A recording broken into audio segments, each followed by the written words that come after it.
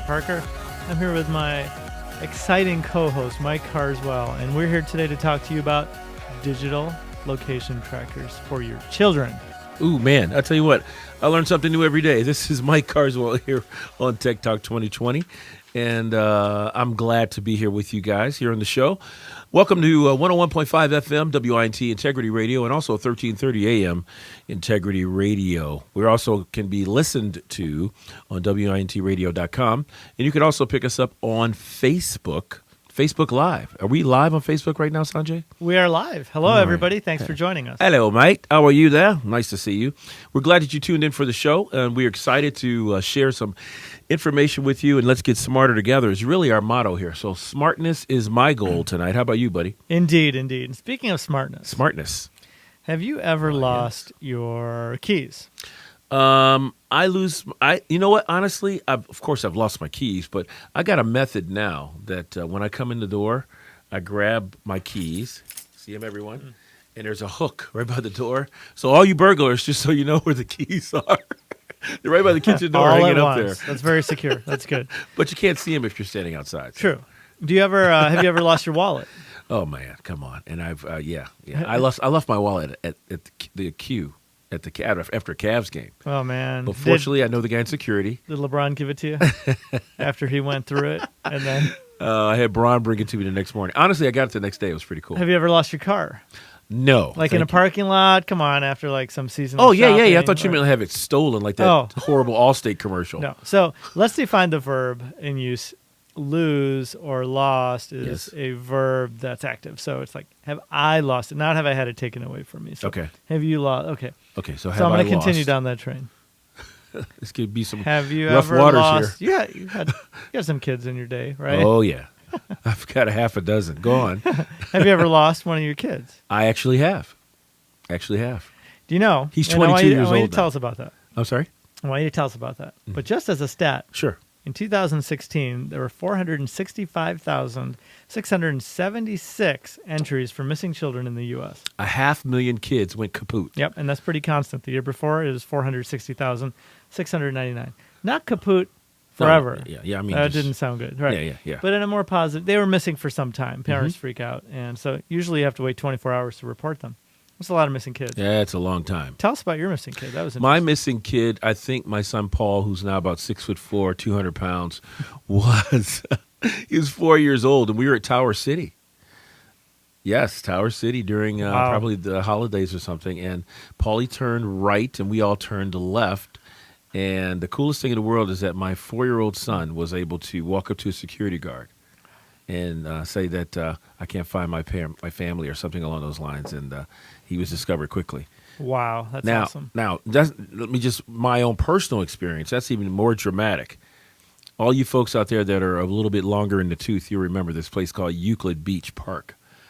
I was 5 years old, and we were at Euclid Beach Park, and there was a thunderstorm coming, and I got lost. And all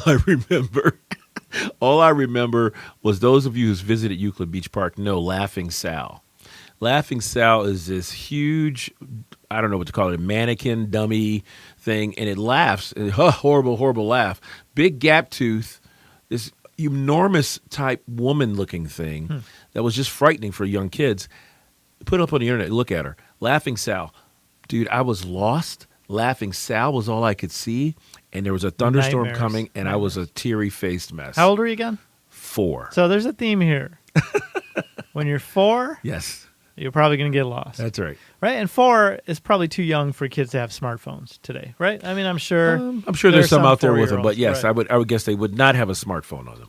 I'm going to look up Laughing Sal. Oh, my goodness. What on earth? Why did you do that to me? Well, that was at the I cannot at the unsee park. that. That was at the park, and it was like a tourist attraction or whatever. Everyone knows out there that knows anything about Euclid Beach Park. Laughing Sal was a big deal. So imagine, thunderstorm, crying, looking for your mama, and there's Laughing Sal right in front of you. Oh, look. Don't. Oh, my Don't goodness. show me that picture. There are people conspiring against me. I'm going to look. All okay. Right. So sorry to get so dramatic there, but that was a big day in my life. This show is about location trackers. So had you been born 4 years ago today, yes, you would have some options. Your parents would. Location tractors. What'd you call- Tracker. Like Location. tracking, right. Oh, not Now, this trackers, assumes that tracker. your parents weren't trying to intentionally leave you at Euclid Beach Park. They could have a variety of devices that, All right. you can Okay. keep on you. So I'm going to break them up into specific areas. I think Break these it are down. important. And I've actually got one, tell you a little story about one that I got for my child and my experience with it. Kind of interesting. Okay. So we have the location-specific trackers, and those are passive, small little things that, stick in a book bag, stick in their pocket, whatever. They don't really have a global reach, meaning if they get outside of 30 feet of where you're at, you're going to lose connectivity. They're based on Bluetooth Okay. or something that's really close, and you can say, oh, I'm here at the park. My kid went around the corner. Maybe if they go beyond 30 feet, I get an alert on my phone that it's lost connectivity, and then I go looking for my kid. It's great okay. for family picnics, things like that, where your child is kind of in the vicinity. Then you have these global devices that are kind of passive, and they use cellular technology and GPS so that wherever your child goes, you'll know where they're at. It's like an active tracking device. And then those are kind of passive. So you have global passive, and then you also have global active, things like smart watches or things where wherever they go, they'll be tracked with the GPS, but they can also communicate back to you. And there's some products that I'll talk about quickly that allow your kid to let you know if they're feeling uncomfortable or alarmed, or even they can call you from these devices. Oh, so your kid can actually intervene. Yeah, because Okay. back in the day that maybe you were growing up or people older than you, the only option was like an electric fence or something. And Okay. so, right, and that would keep your kid in the yard. Kind of like Fido.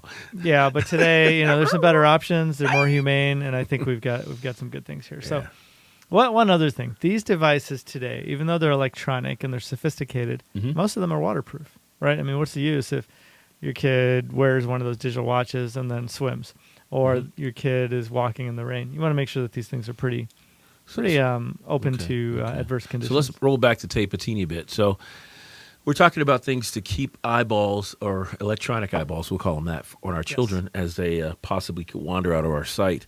It sounds like the chips that they put in the puppies now. That you Chips can, in the puppies. yeah, What? don't they put a dog tracker? You do that on your dog now. You could put a clip or chip in his Yeah, behind the ear. ear or something like that. So that's a little different. That's a good thing that you brought that up. It's a QR code. Ah, And if your dog gets lost and found, then somebody can scan that QR code and get some text information around how to contact you. That is pretty cool. So it's like a little imprint or tattoo. Not really a chip per se, but something that allows you to identify that The pooch. canine. Right. gotcha. That's cool. I guess you could put tattoos on your kids. Yeah, you could. But anyway, maybe temporary ones. I'll or let you something. do that. Yeah. Mine are too big. Got my gears turning here. So let's talk about a couple of these things, and I'll give you a story about something that I used because my son, for the first time in his life this year, Yep. started taking the bus. Oh, really? Okay. And he wanted to take the bus. Mhm. There's a lot of kids in the school, and I thought, what if he doesn't get back on the bus? Or what if he doesn't make it to school? The bus breaks down. I can come to the rescue if, Oh boy. oh yeah, with music and all that stuff. Right. Super Dad flying through the sky. There's a picture of me on a horse I got you. on Facebook. So, I've seen it. I can get I can help out my child. So I bought something called Trax Play, TRAX Play. Okay. Teeny little device. You guys can Google it, check it out. Check it out on Amazon. Tracks Play. Trax Play. It's for kids. Mm-hmm. So it's a GPS device with a cellular card slot and a battery. So those three things are really important. So GPS, so it knows where to find that device. It's reporting its coordinates off of a GPS satellite tracker. 2, it's got a cellular signal to be able to update its position no matter where you are and where your child is. And 3, it's got a battery because these things aren't going to plug into the wall when your kid's running around. You've got to have a battery source. And typically, they last about 3 days on these devices, so you Really? got to recharge them. Oh, so honestly, on a regular basis, a kid going back and forth to school with one of these devices, probably, I don't know if it makes sense. And actually, I got some other funny ideas attached to that. But are you? I guess you could recharge it every morning, or Yeah, something like so that. you just plug it into your computer USB. It doesn't make it a whole week, which would be great. You can recharge it on the weekend. Mhm. But it's got a clip, so you can clip it to your kid's belt. But anybody who knows boys of any age, it's going to end up somewhere, or broken. So I've clipped it to the inside of his book bag, which he takes every day. And so now I can Does tell. he know it's there? Yeah, he does. I told him about it, and I said, and I don't even use it anymore. But for the first 2 months, this was so awesome. every single day I'd look and see where he was. I would get an alert when he got within a geo-fenced area, so I can tell. So this is kind of cool. Okay. I can geo-fence a geographic area, so when he arrives at the school, I get a text message that says he's arrived at the school. Actually, It's a notification, not even a text. It's a notification from the app. So the device I bought, you have to pay for a cellular signal. It's about $4 a month, unless you pay in advance for a couple of years, and it's about $3 a month. And then you have to charge it, and then you have the app, which you can, assign it to that device. This is so awesome. I'm listening. I can tell. You love this.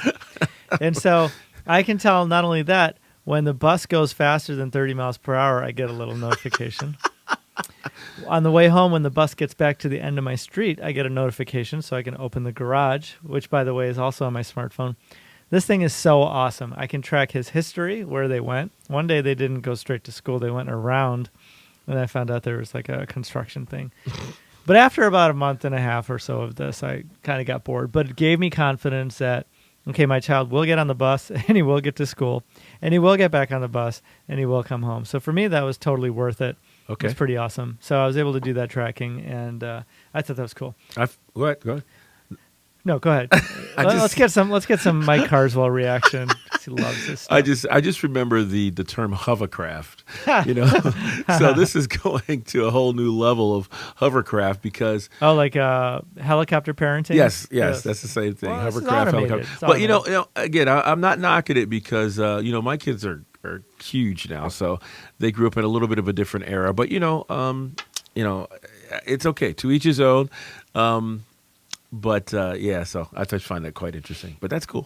This is pretty awesome. So it's just great to know. Actually, here's an innocuous example of how I used it. One time I was picking up my son. I try to pick him up, one day a week, and he doesn't get on the bus. Well, he forgot that day, and he got on the bus. And I can tell based on my phone that he's on the bus. So I went to the principal who's outside, handing off the kids to their parents in the cars, and it's really good. And I said, hey, my son is actually on the bus, and I'm here to pick him up. And he just radioed in. The driver. Yep. Mm-hmm. Or somebody who then went to the driver and got him off the bus. Now, it wasn't an issue of security. It was just like cool leverage of technology. Mm-hmm. I wasn't worried. And I wasn't going to wait another 20 minutes. Right. I needed to get him because we were going somewhere right away. I couldn't wait for him to be on the bus for 30 more minutes. He must have had a rip-roaring, exciting day that he forgot that Dad was coming to get him. Yeah, I think he had a rip-roaring, exciting 3 minutes before he had to get on the bus. I totally forgot. So yeah, that's amazing. So cool stuff. But this geofencing, Mike, geofencing. Yeah, that's the border into automation, which I love. We talk about removing administrivia, right? Mm-hmm. So I work remotely most of the time at home. Do you guys know what that means when he says he works remotely? I hope you do. I work from home in front of a computer, and I can be connected. And so do I. I work from home in front of a computer. So a lot of us are kind of that way. So remote workers, virtual office, telecommuting. That's another All right, go on. term. So anyway, yes, yeah. Sometimes I forget to open the garage door, and so the bus driver one time stopped in front of the house and actually called the school, radioed the school. The school called me to see if I was home before they'd release my child, which is awesome. Mm-hmm. I love that. So with this geofencing, with this device, when I have it connected, it sends me an alert that the bus is at the end of the street because it's on my son's book bag. And then I get reminded, let me go into that app to open my garage door, and then I click it open without even missing a beat. I'm sitting in my office, typing away at the keyboard, hyper productive, and that's the modern lifestyle that I'm so trying to sell you that you're coming along with. Administrivia, opening a garage door. Who needs to open a garage door where you're going to have electronically done, right? That's brilliant because now I can tie that in. There's an app called If This Then That, and so I can say every time I get that alert, it will automatically open the garage door for me. They're coming to get us, guys. Fantastic. Now if I could find something to pour him a bowl of Cheerios. After school? No.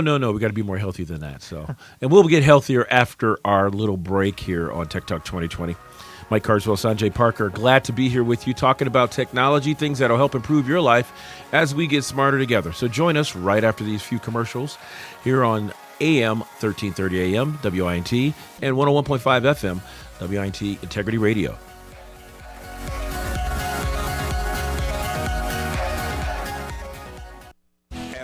Chevrolet, buying is as easy as 1, 2, 3. Pick a car, pick a price, pick a payment, and no small print. Over 2,500 new Chevys to choose from, and they're on sale. Save time and money and no small print. We got them. Come get them at Pat O'Brien Chevrolet. Great minds throughout human history have praised simplicity, Leonardo da Vinci and Albert Einstein among them. Most of us would have learned the simplicity lesson in school in some form of the KISS method, or keep it simple. The purpose, don't overcomplicate things. It only confuses people. This is Ron Trzynski of the Original Mattress Factory, and we strive to make purchasing a mattress as simple as possible. We build mattresses and box springs in our own local factory and sell them direct to you at everyday low prices that are clearly marked. No middleman markups, no changing product names to confuse you, and definitely no phony sales or so-called freebies that deceive you into thinking you are getting a deal. Those ads touting a free box spring with the purchase of a mattress or free 5-year financing may appeal to the senses, but don't benefit you, the consumer. So if you are shopping for a mattress, remember to keep it simple and save. Check out an original mattress store near you and experience more than just a mattress store. Experience an original. If you're a business owner preparing your own payroll, personally or in-house, you're either wasting your time or your money. Yes, it really can be more economical to have someone else handle payroll for you. Someone like Heartland Payroll Services. They are completely knowledgeable about the laws affecting payroll taxes and even the most recent changes, and everything is totally confidential. To find out how Heartland Payroll Services can help your company, call 1-877-729-2968 or visit their website at heartlandpayroll.com. Hi, it's Steve. Join Al and me at 7 a.m. with Janine Tornator from the travel website Orbitz.com with some ideas for warm weather getaways. Author Jennifer Wright previews her new book, Get Well Soon, plus the News Herald's Mark Mazzoros on Integrity Radio, WINT.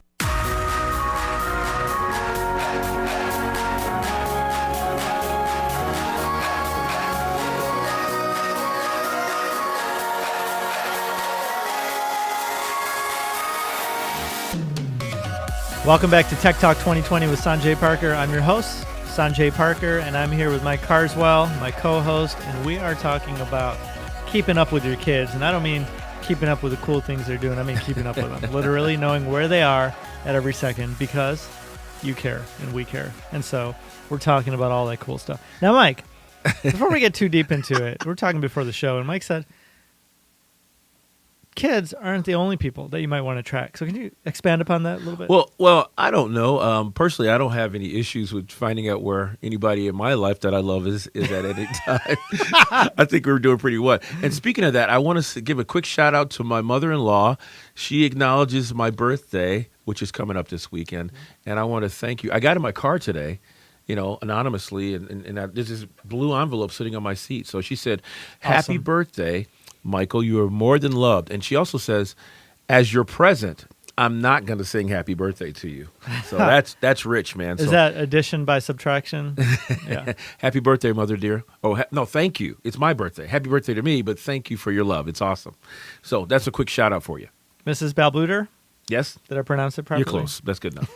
Thank you for being a devoted listener and watcher. Devoted. So back to our children and tracking people. So I wonder about the spy movies that I see, when they put a bug on somebody. This is the same kind of shebang there, right? Yeah, kind of, except most of these legitimate devices, they're not really that creepy in terms of like listening to somebody. They're really about a purpose, and that purpose is awareness and safety for your child or your loved one who might be elderly and Gotcha. non-compost mental. That's where you were headed. Yeah, So my mom had before I lost my mom, she had dementia, and there was a couple times where she kind of tiptoed off and didn't know exactly where she was. This would have been a very helpful device in that circumstance and situation. Yeah. However, I do want to pose this one little question here. Sanjay, how long will it be before I'm able to listen in as they do in those police movies, listen in with that device that you're slapping on your child as they run off to school every day? Can you listen to his teacher and find out what's going on? Is he really going to be wired? Wow, yeah. I mean, definitely out of my intent on this. But yeah, I'm sure those devices are there today, right? I mean, all you need is, and especially if you're not looking for real time, listening, you don't need that cellular connection, right? So you don't even have to pay the monthly fee. You've got a device that can record video or audio and store it to a card. I'm sure parents do that. I mean, we've seen nanny cams, Right. if you've got a suspicion of something. But here's where I think we're going to be okay from those devices. It takes so much energy. Imagine reviewing 8 hours of audio and video footage of your kid, laughing and burping and random school things. Right. After about 10 minutes of that, most adults would be like, that's it. Okay, this is great. If my son comes home or my daughter comes home and they look okay, I don't care what happened that day. Sure. But, in the world of security, we need security for exception reporting. And what I mean by that is it doesn't matter what you record unless something happens, right? So we prepare ourselves for the 1 in a million or lightning strikes chance that your child might be abducted, right? So that's why people look at this stuff. We prepare for that one time every 3 years, and probably less now, that your car breaks down on the side of the road and you have AAA. You prepare for, your house flooding and home insurance, because it may never happen, but you've got that there because we want to have security and people are willing to pay for that. Right. So I think that, it's, if, for example, you have dash cams that are very popular today. That might be a great show. Are they popular here in the U.S.? Because I know they're huge in Russia? Europe. Yeah, Russia. Russia, that's my favorite. There's some great videos. Google Russian dash cam videos. You will never leave your house again in the wintertime, right? There's another section called Only in Russia. I'm gently addicted to watching those videos. It is so funny to see cows running across the road, tanks. It's amazing. Sorry, little plug for the Russians here. Think about collectively how much of our lives have been spent on YouTube. And just watching content, and most of it's of marginal value when you take the whole scheme of things. And there's some gems, of course, but I mean, guess our show would be the exception. Marginal. Ours is significant value. We're getting smarter together. You're learning about trackers. Come on. That's right. Trackers, baby. So, anyway, back to security. And so here's some devices that you could. So if you're a parent and you're thinking about, some safety for your kids, I think this is great to have, in those cases where you might want to know where your kid's at, right? And so when they get old enough to have a cell phone, you can put stuff on their phones, and they're always going to be on their phones, and you can always figure that out. They're always going to charge their phones. A little bit easier then. But when it's a young child, they're not going to take things with them. So, some of these examples that I see, there's watches. So there's a company called Ambigear, Ambygear. They have a smartwatch. Yeah. And so it's designed for kids. So it's got a couple of applications on it. Keep them busy? It's got a GPS, yeah. Sure. The pros are that it's, on their wrist, and they can communicate with you if they feel like they're in danger. The cons are that, it's a watch that has apps. It's going to be distracting, even though they're innocuous kids apps. Now they got a toy on their wrist. So, you have to think about that during school, and if they're not going to play it. Right. It would take an amazing amount of focus for a child to not want to jimmy around and screw around with that kind of a device on their wrist. So. I totally agree. Something simpler, though, that they could use is something called the Tinitel, Tinitell. This looks like a little bracelet. Okay. And this is pretty cool because it's got no screen.